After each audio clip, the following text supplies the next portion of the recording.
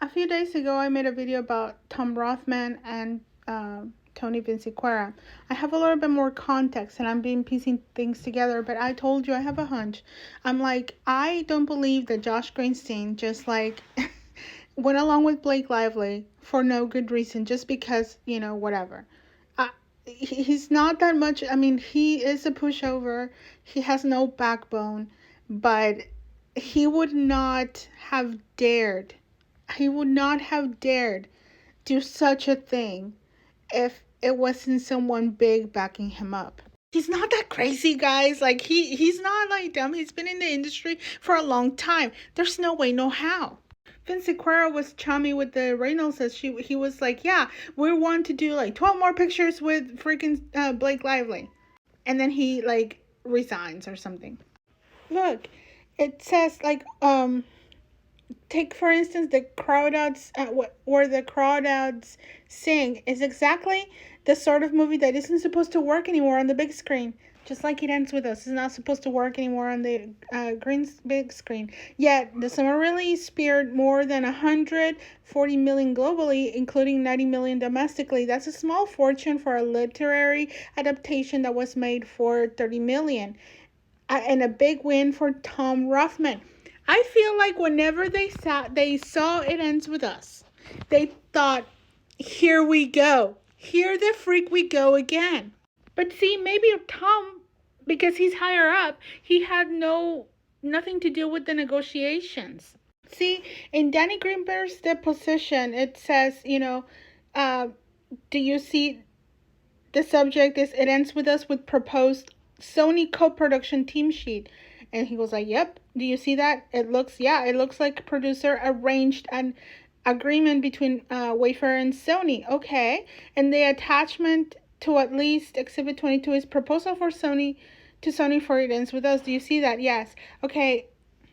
Do you recall seeing this document? No, I don't recall seeing it because I wasn't across this, but my colleague Dev McIntosh was, but I was copied. Okay, and in the opening email, blah, blah, blah, it says, Michael, on behalf of Wayfair Studios, attached, please find proposed term sheet for co-production for It Ends With Us. Do you see that? Yes, yes.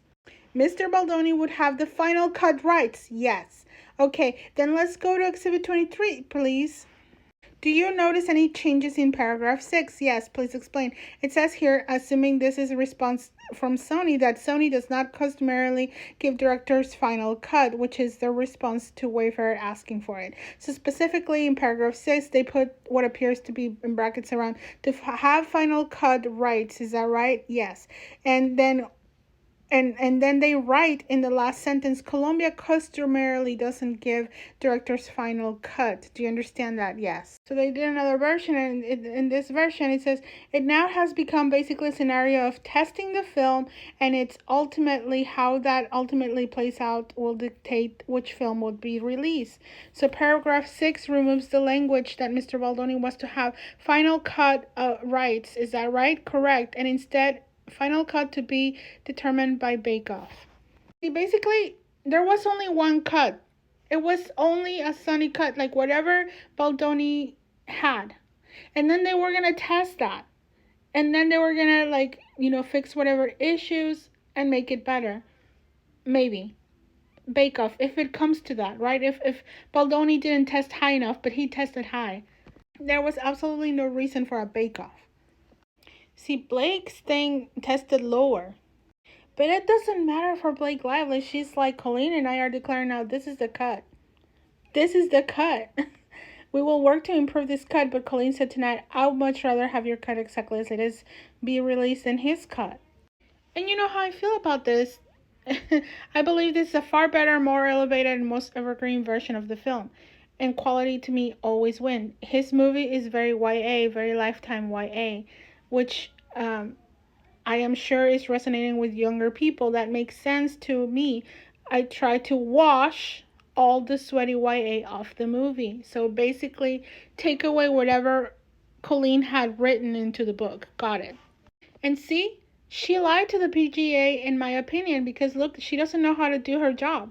She has no idea how to do her job. She's like, I need the keys to the kingdom, basically. She's like, that's it, I can and will get our numbers up. I love getting the booklet and the keys to the kingdom as to how to improve.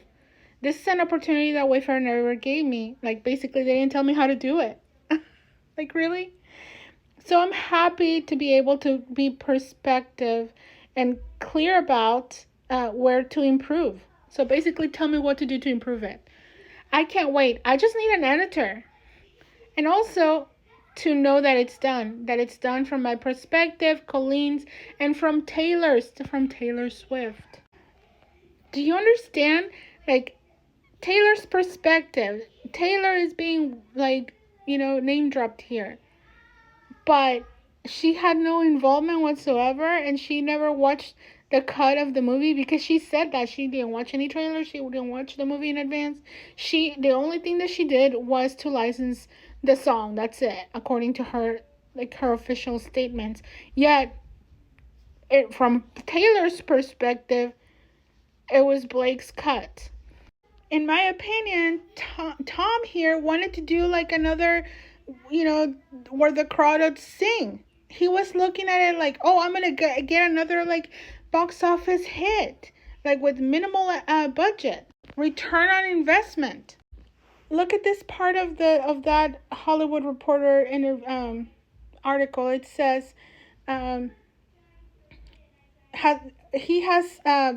Rothman has plenty to celebrate 7 years after being asked by then Sony Pictures Entertainment Michael Linton to rebuild the studio following its devastating hack. Hold up. We've talked about Michael Linton and the Epstein files. I have videos about that. Remember the Hasty Pudding Institute of 1770 from Harvard, honoring Michael Linton, CEO of Sony Entertainment, in 2013. Who donated to this? Freaking Epstein.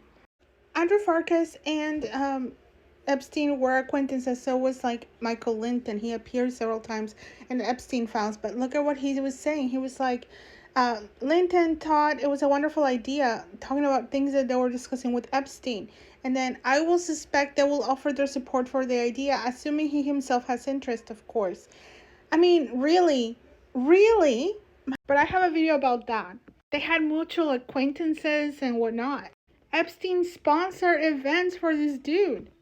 And he appointed, basically, Tom Rothman, who Blake Lively worked with so closely with. Look, it says in her PGA letter, she goes like, I helped design her first PR marketing event, which it wasn't her. It was a charity event in Dallas, really. I personally begged Tom Rothman, head of Sony, to allow me to show the film to 3,000 people as an early preview. I had to first finish the film with all his and the audience's notes from our previous preview, which I pulled off in time, so he agreed. Do you read this? Tom Rothman agreed. Are you catching my drift now? Vinciquerra, Rothman, Greenstein, in my opinion, allegedly. Blake Lively, in my opinion, is just a Trojan horse. Same with Reynolds. It's higher up, in my opinion, allegedly.